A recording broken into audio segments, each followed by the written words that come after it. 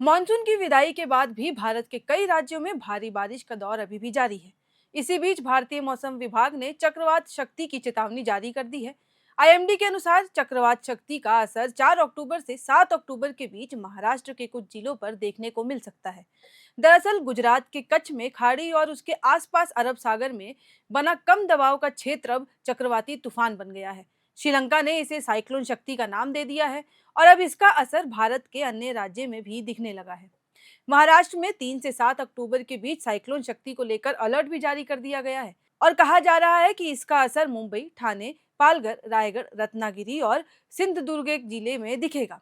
यहाँ 45 से 55 किलोमीटर प्रति घंटे की रफ्तार से हवाएं भी चलेंगी और हवा की रफ्तार 65 किलोमीटर और इससे ज्यादा भी हो सकती है। 5 अक्टूबर तक महाराष्ट्र के तटों पर समुद्र में ऊंची लहरें उठने की आशंका भी जताई जा रही है। वहीं भारतीय मौसम विभाग ने बताया है कि शक्ति अरब सागर में मानसून के बाद का ये पहला चक्रवाती तूफान होने वाला है। ये साइक्लोन 6 अक्टूबर की सुबह पूर्व उत्तर पूर्व दिशा की ओर वापस मुड़ जाएगा, जिससे इसका असर अपने आप ही कमजोर होता जाएगा। हालांकि 7 अक्टूबर तक गुजरात और उत्तरी महाराष्ट्र में ऊंची समुद्री लहरें और तेज हवाएं और भारी बारिश की आशंका भी है। आईएमडी ने महाराष्ट्र के कई जिलों, खासकर कि विदर्भ और मराठवाड़ा के कुछ हिस्सों में 7 अक्टूबर तक भारी बारिश की आशंका जताई है। उत्तरी कोंकण के निचले इलाकों में बाढ़ आने की भी संभावना जताई जा रही है। वहीं महाराष्ट्र सरकार ने साइक्लोन शक्ति को लेकर अधिकारियों के लिए निर्देश जारी किए हैं। जिला प्रशासन को डिजास्टर मैनेजमेंट सिस्टम एक्टिव करने, तटीय और निचले इलाकों में नागरिकों को निकालने की प्लानिंग और उनके लिए एडवाइजरी जारी करने के निर्देश दिए गए हैं। वहीं दूसरी तरफ बंगाल की खाड़ी के ऊपर एक गहरे दबाव का क्षेत्र बनने से आंध्र प्रदेश और उड़ीसा के कई जिलों में भारी बारिश की चेतावनी दे दी गई है और उससे बाढ़ आने की भी संभावना जताई जा रही है। आंध्र प्रदेश में शुक्रवार को बारिश से जुड़ी 3 घटनाओं में 4 लोगों की अब तक मौत हो चुकी है। वहीं उड़ीसा के गजपति जिले में लैंडस्लाइड के कारण 2 लोगों की जान चली गई है और उस लैंडस्लाइड के बाद कई लोग लापता भी हैं। मौसम विभाग ने बताया कि साइक्लोन शक्ति शुक्रवार को 8 किलोमीटर प्रति घंटे की रफ्तार से गुजरात तट से दूर द्वारका की ओर बढ़ रहा था।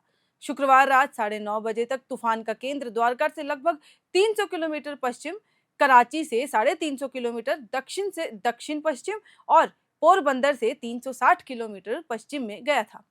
साइक्लोन के शुरू में पश्चिम की ओर और फिर पश्चिम दक्षिण और फिर पश्चिम की ओर बढ़ने की संभावना है, जो शनिवार तक एक भीषण चक्रवाती तूफान में बदल जाएगा। साइक्लोन के कारण रविवार तक गुजरात, उत्तरी महाराष्ट्र तट और पाकिस्तान तट पर समुद्र की स्थिति बहुत खराब रहने की पूरी संभावना जताई जा रही है। मौसम विभाग के अनुसार 6 अक्टूबर की सुबह से साइक्लोन की गति कमजोर पड़ने की संभावना है। मछुआरों को 7 अक्टूबर तक गुजरात और महाराष्ट्र के तटों पर अरब सागर में ना जाने की चेतावनी दी गई है। ये तो महाराष्ट्र की बात थी। राज्य में और भी कई जगहों पे अलर्ट जारी कर दिए हैं। जैसे झारखंड और बिहार में भी मौसम को लेकर एक अलर्ट जारी कर दिया गया है। बिहार में 3 दिन तक मौसम खराब रहने की आशंका जताई गई है।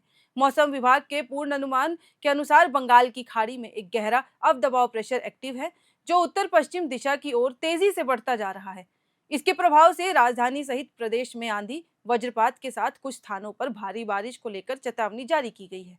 4 और 5 अक्टूबर को उत्तर और दक्षिण बिहार के कुछ जगहों पर रेड अलर्ट भी जारी कर दिया गया है, जिसमें भभुआ, रोहतास, गयाजी में भारी बारिश और सिवान, बक्सर, सारण, गोपालगंज और भोजपुर में भारी वर्षा के साथ वज्रपात की भी चेतावनी जताई गई है।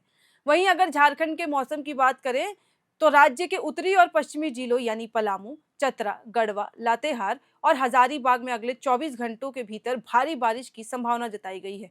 झारखंड में दुर्गा पूजा के दौरान लगातार बारिश ने लोगों को प्रभावित किया है। बुधवार और गुरुवार के बाद शुक्रवार को भी दिन भर रुक रुक कर बारिश होती रही और शहर में 21 मिमी वर्षा दर्ज की गई है। बंगाल की खाड़ी में बने निम्न दबाव क्षेत्र का असर अब झारखंड के मौसम में साफ साफ नजर आ रहा है। मौसम विभाग के अनुसार अगले 2 दिन तक झारखंड में इसी तरह मौसम बना रहेगा। हालांकि 5 अक्टूबर के बाद आसमान साफ होने की भी संभावना जताई जा रही है। मानसून की वापसी 10 अक्टूबर के बाद मानी जा रही है। इस साल रांची में मानसून के दौरान पिछले 11 वर्षों का रिकॉर्ड भी टूट चुका है। वर्ष 2014 में पहली बार 1550 मिमी की अधिक वर्षा दर्ज की गई थी। मौसम विभाग ने यहां अब बारिश के बाद ऑरेंज अलर्ट जारी कर दिया है। वहीं रांची, रामगढ़, लोहरदगा, बोकारो, धनबाद, गिरिडीह, जामताड़ा और देवघर में भी तेज बारिश का अनुमान है। विभाग का कहना है कि 6 अक्टूबर तक मौसम ऐसा ही होने वाला है और उसके बाद मौसम सामान्य होने लगेगा। तो अब बदलते मौसम को देखते हुए मौसम विभाग ने अलर्ट जारी कर दिया है और लोगों से भी रिक्वेस्ट किया है कि काम पड़ने पर ही बाहर निकलें और सतर्कता बरतें।